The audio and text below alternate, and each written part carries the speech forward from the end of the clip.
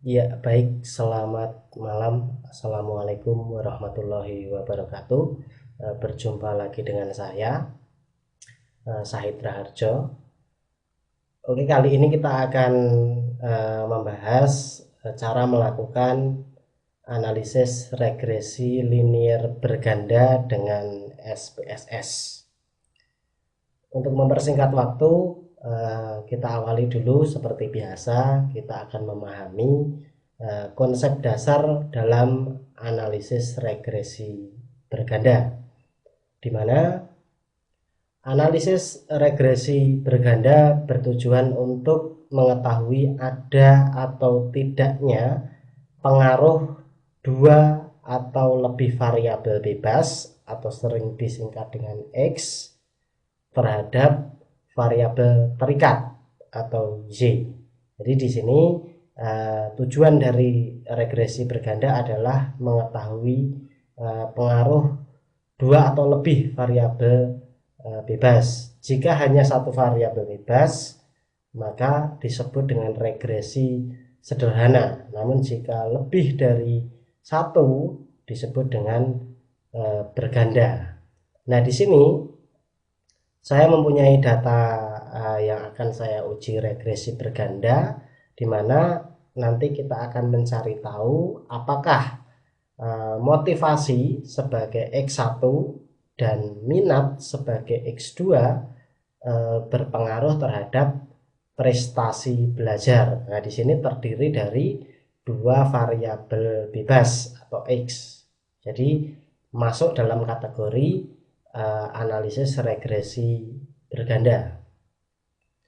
Selanjutnya, uji T bertujuan untuk mengetahui ada atau tidaknya pengaruh parsial atau tersendiri yang diberikan variabel bebas terhadap variabel terikat. Jadi dalam analisis regresi berganda itu ada yang namanya uji T. Uji T itu untuk mengetahui pengaruh, misalkan di sini pengaruh X1 secara tersendiri terhadap Y. Dalam hal ini pengaruh motivasi terhadap prestasi tanpa variabel minat. Itu disebut dengan uji T. Selanjutnya ada uji F. Uji F bertujuan untuk mengetahui ada atau tidaknya pengaruh simultan, yakni pengaruh bersama-sama yang diberikan variabel bebas terhadap variabel terikat. Jadi kalau uji F itu mengetahui pengaruh motivasi dan minat secara bersama-sama atau secara gabungan terhadap prestasi belajar atau Y. Itu disebut dengan uji F. Selanjutnya dalam analisis regresi berganda ada juga yang namanya koefisien determinasi, di mana koefisien determinasi berfungsi untuk mengetahui berapa persen pengaruh yang diberikan variabel X secara simultan terhadap variabel Y. Jadi nanti kita juga akan mencari tahu berapa persen pengaruh yang diberikan motivasi dan minat secara bersama-sama atau secara simultan terhadap prestasi belajar. Begitu. Selanjutnya di sini saya akan masuk ke praktek pengolahan data dengan SPSS dengan menggunakan metode atau analisis regresi berganda. Seperti biasa, saya buka dulu program SPSS-nya. Seperti ini. Kemudian langkah selanjutnya saya klik variable view. Pada bagian name atau nama, saya ketikkan X1, kemudian di bawahnya X2, di bawahnya lagi Y. Kemudian pada bagian label untuk X1 kita sesuaikan dengan data yang ada di Excel ini. X1 motivasi, X2 minat, Y adalah prestasi. Jadi penulisannya seperti ini.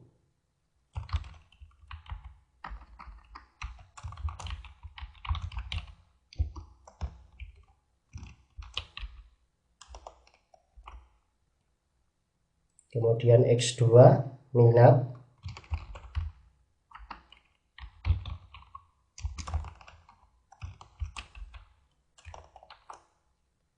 Untuk Y prestasi.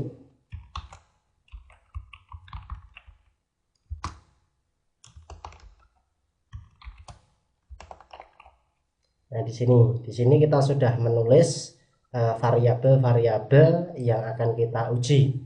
Untuk kolom desimal, width, tipe itu menyesuaikan saja, jadi tidak perlu diubah-ubah. Selanjutnya saya klik data view. Di sini muncul 3 variabel, yakni X1, X2, Y. Nah, kita tinggal menginput data yang ada di Excel tadi ke program SPSS ini. Caranya, saya buka Excel terlebih dahulu yang berisi data tadi. Saya blok untuk nilai dari masing-masing variabel. Kemudian saya klik copy. Lalu akan saya paste di program SPSS.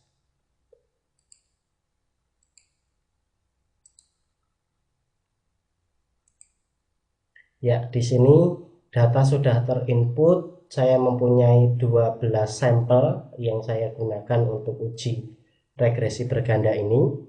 Langkah selanjutnya adalah analisis data. Saya klik menu Analyze, kemudian Regression, kemudian Linear. Ya. Kemudian pada variabel prestasi, saya pindah ke kolom dependent.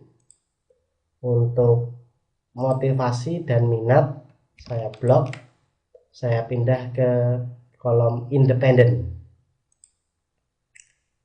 Cukup simple. Selanjutnya kita klik OK. Nah, di sini sudah muncul untuk output regresi, ditandai dengan tulisan regression. Ini adalah output dari analisis regresi berganda. Kemudian kita tinggal menginterpretasi atau memahami hasil dari output ini untuk melihat ada atau tidaknya pengaruh variabel X terhadap Y. Selanjutnya kita buka dulu di sini perumusan hipotesis. Di sini saya ada 3 hipotesis yang akan saya uji. Yang pertama, terdapat pengaruh motivasi terhadap prestasi. Selanjutnya, terdapat pengaruh minat terhadap prestasi. Dan hipotesis yang ketiga adalah terdapat pengaruh motivasi dan minat secara simultan terhadap prestasi. Kita menggunakan tingkat kepercayaan 95% atau A sama dengan 0,05. Ini standar statistiknya seperti ini. Baik, selanjutnya kita bahas hasil dari output ini.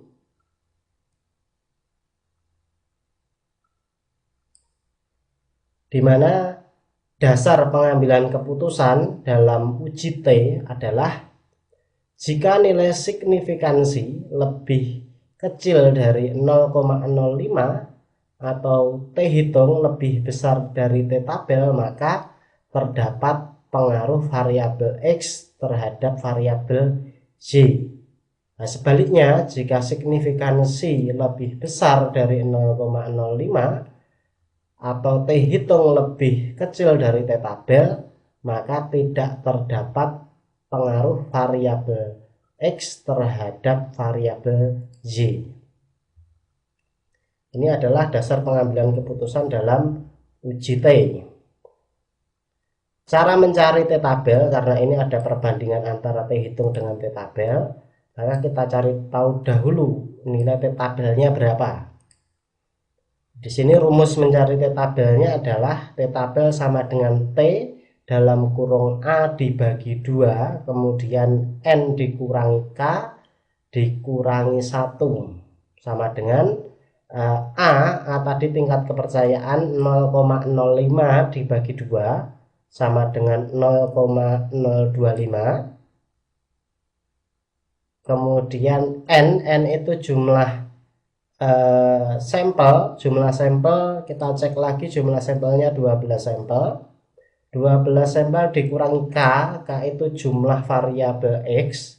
Dalam hal ini jumlah variabel X nya ada 2, maka 12 dikurangi 2 sama dengan 10, dikurangi 1 ini sudah rumus, sehingga diperoleh angka 9. Angka 0,025 ini kita cari pada distribusi nilai T-tabel, maka ketemu angka 2,262. Kita cek lagi, saya buka distribusi untuk nilai T-tabel. Di sini saya sudah persiapkan.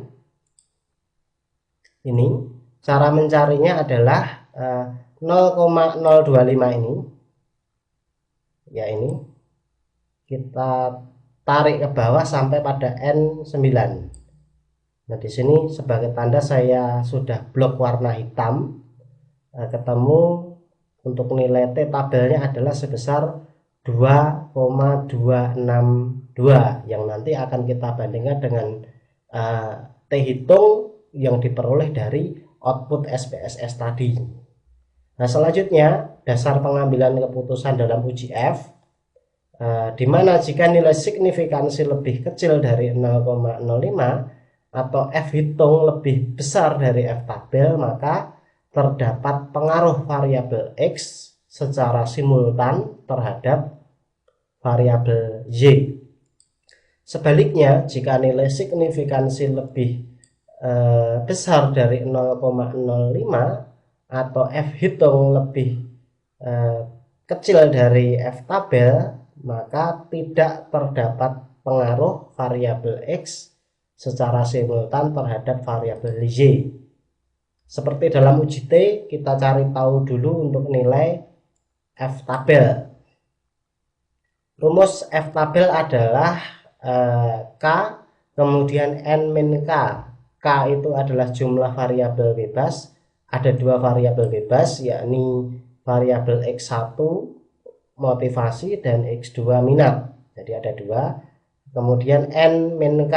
N itu jumlah sampel, 12 dikurangi K dikurangi 2 sama dengan 10. Angka ini kemudian kita cari pada distribusi nilai F tabel. Ketemu untuk nilai F tabelnya sebesar 4,10. Kita lihat dulu untuk distribusi nilai F tabel. Ini, T tabel ya, F tabel ini. Distribusi tabel nilai F ya. Untuk tingkat kepercayaan 0,05. 2 di sini kita tarik ke bawah sampai angka 10, maka ketemu nilai F tabel sebesar 4,10. Di sini adalah nilai untuk F tabel. Nah, bagi Anda yang belum mempunyai distribusi nilai tabel, baik itu T tabel ataupun F tabel, Anda bisa mendownloadnya di blog saya di spssindonesia.com. Nah, kita kembali lagi ke interpretasi dari hasil output yang sudah kita analisis tadi. Di sini saya sudah mempersiapkan ringkasan untuk pembahasan masing-masing uji, yakni uji T dan uji F. Di sini ada pengujian hipotesis pertama dan hipotesis kedua atau uji T. Outputnya ini sudah saya copy di sini agar nanti lebih mudah untuk memahami. Pengujian hipotesis pertama atau H1, diketahui nilai signifikansi untuk variabel X1 terhadap Y adalah sebesar 0,347. Di sini nilai signifikansi untuk motivasi 0,347, artinya lebih besar dari 0,05. Dan nilai T hitungnya adalah ini, T hitung 0,992, lebih kecil dari T tabel. T tabelnya ini tadi yang sudah kita cari tahu. Karena lebih kecil sehingga dapat disimpulkan bahwa hipotesis pertama ditolak, yang berarti tidak terdapat pengaruh variabel X1 terhadap Y, atau bisa dikatakan bahwa motivasi tidak berpengaruh terhadap prestasi, begitu. Selanjutnya hipotesis yang kedua, pengujian hipotesis yang kedua, diketahui nilai signifikansi untuk pengaruh X1 terhadap Y adalah sebesar 0,000, artinya lebih kecil dari 0,05. Oh, di sini saya salah ketik ya, 0,007. Tetap lebih kecil dari 0,05. Dan nilai T hitung ini untuk minat atau X2 lebih besar dari T tabel, sehingga dapat disimpulkan bahwa H2 atau hipotesis kedua diterima, yang berarti terdapat pengaruh X2 terhadap Y. Jadi untuk X1 tidak berpengaruh, sedangkan untuk X2 berpengaruh berdasarkan pengujian dalam uji T ini. Selanjutnya kita akan membahas uji F, yakni pengaruh bersama-sama antara motivasi dan minat terhadap prestasi. Namun sebelum itu, di sini adalah kurva dalam uji T yang menunjukkan apakah ada pengaruh atau tidak. Jika area hipotesis ditolak, berarti di sini adalah area yang tidak berpengaruh. Kalau di sini adalah berpengaruh. Cara membacanya seperti ini. Di sini adalah nilai T tabel yang saya beri garis merah ini, T tabel. Nah, sedangkan tadi untuk X1 diketahui nilai T hitungnya adalah 0,992. Maka letaknya di sini 0,992 untuk T hitung pada X1, sehingga ini masuk dalam area hipotesis ditolak, yang artinya tidak berpengaruh. Nah, sedangkan untuk X2 T hitungnya adalah 3,441. Letaknya di sini karena lebih besar dari T tabel, maka ini adalah area hipotesis diterima, yang artinya ada pengaruh X1 terhadap Y. Nah, ini arah pengaruhnya adalah arah positif. Arah positif itu maksudnya semakin positif minat seseorang atau X2, maka akan meningkatkan prestasi belajar yang diperoleh di sini. Nah, sebaliknya jika nanti nilai T hitungnya itu minus di sini, berarti itu arah pengaruhnya adalah negatif. Tapi tetap ada berpengaruh, ada pengaruh, cuma arah pengaruhnya negatif. Baik, untuk uji T saya kira hanya ini yang perlu saya bahas. Selanjutnya kita masuk ke uji F. Uji F, tabel output yang perlu kita perhatikan adalah pada bagian ANOVA. Ini sudah saya copy di sini. Angka yang penting saya beri lingkaran merah ini. Kita baca dulu. Pengujian hipotesis ketiga. Berdasarkan output di atas, diketahui nilai signifikansi untuk pengaruh X1 dan X2 secara simultan atau bersama-sama terhadap Y adalah sebesar 0,000.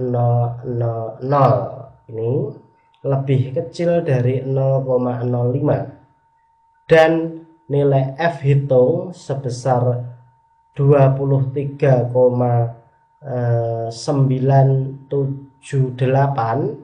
lebih besar dari F tabel yang kita cari tahu tadi, yakni sebesar 4,10, sehingga dapat disimpulkan bahwa H3 atau hipotesis ketiga diterima, yang berarti terdapat pengaruh X1 dan X2 secara simultan terhadap Y. Nah, seperti ini, sehingga ada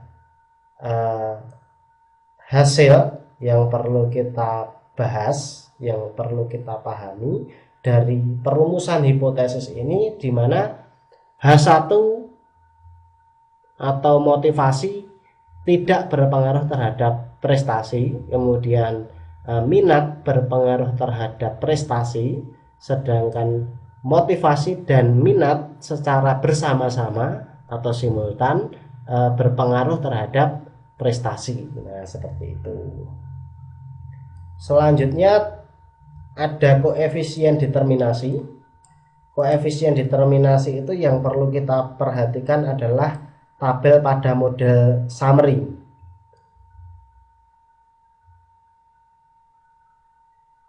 Nah, ini sama, sudah saya copy di sini.